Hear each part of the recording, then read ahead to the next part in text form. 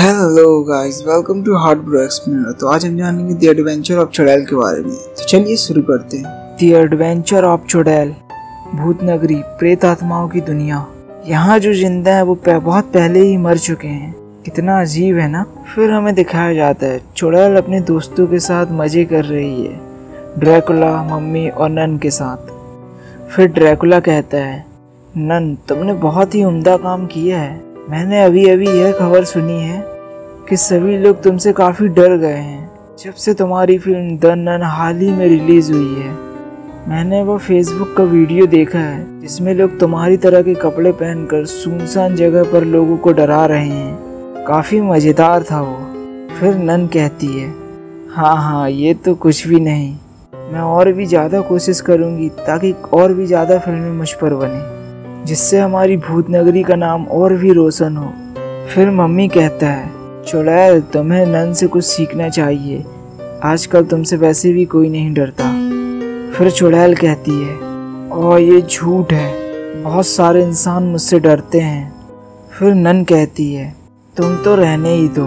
अगर तुम्हारी जगह डायन ने मुझसे ऐसा कहा होता तो मैं एक बार मान भी लेती, लेकिन अब तुमसे कोई भी नहीं डरता। बूढ़ी राक्षसी की तरह तुम भी अप्रचलित हो गई हो। फिर चुड़ैल कहती है, तुम गलत हो, वह अभी भी। फिर इतने में ही ड्रैकुला चुड़ैल की बात काटते हुए कहता है, बहस करने की कोई ज़रूरत नहीं है चुड़ैल, लेकिन तुम्हें अभी ऐसा लगता है कि अभी भी लोग तुमसे डरते हैं, तो तुम ऐसा क्यों नहीं करती कि तुम धरती पर जाओ और लोगों को डराओ। हम इस प्रेत आत्मा की आँख से तुम्हें देखते रहेंगे। फिर चुड़ैल कहती है, ठीक है, मुझे तुम्हारा यह प्रस्ताव मंजूर है। फिर चुड़ैल वापस अपने घर आ जाती है जहाँ उनके पति पिशाच और बेटा भूत खेल रहे थे।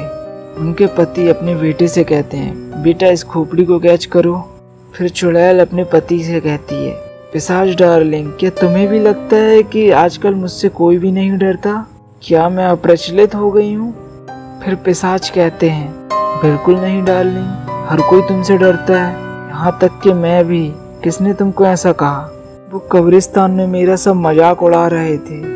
वो कह रहे थे मेरे नाम पे ना तो कोई वीडियो है और ना कोई प्रैंक। मुझे तो यह तक नहीं पता कि वीडियो और फेसबुक क्या चीज़ होती है। मुझे लगता है कि अब मुझसे डरने वालों की संख्याएं खत्म हो गई है।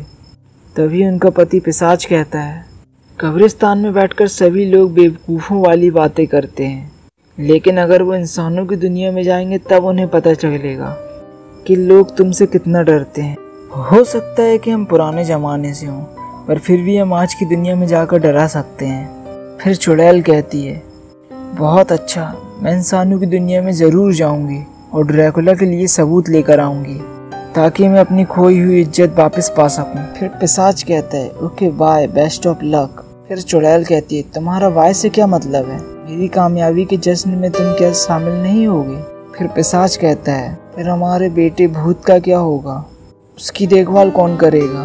फिर चुड़ैल कहती है, हम भूत को भी अपने साथ ले चलेंगे, उसे अपनी अनुभवी माँ से कुछ कौशल्य सीखने का मौका भी मिल जाएगा।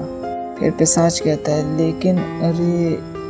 फिर चुड़ैल उसकी बात काटते हुए कहती है, कोई लेकिन वेकिन नहीं, हम अभी निकल रहे हैं, इंसानों को भी तो पता चले आखिर चुड़ैल क्या चीज़ है। हा। और फिर चुड़ैल परिवार ने अपना सफ़र शुरू किया। फिर मनुष्यों की दुनिया में शाम का वक्त था। फिर चुड़ैल पार्क जाती है। वहाँ उसे एक मानव दिखता है जो कि ईयरफोन लगाकर वॉक कर रहा होता है। फिर चुड़ैल कहती है, पार्क में उस टहलते हुए मनुष्य की ओर देखो। मैं उसके सामने अचानक से जाऊंगी और वो मुझे देखकर चिल्ला उठेगा। फिर पिशाच कहता है, हाँ ये ठीक रहेगा। पर वो लड़का ईयरफोन लगाकर मस्ती से घूम रहा था।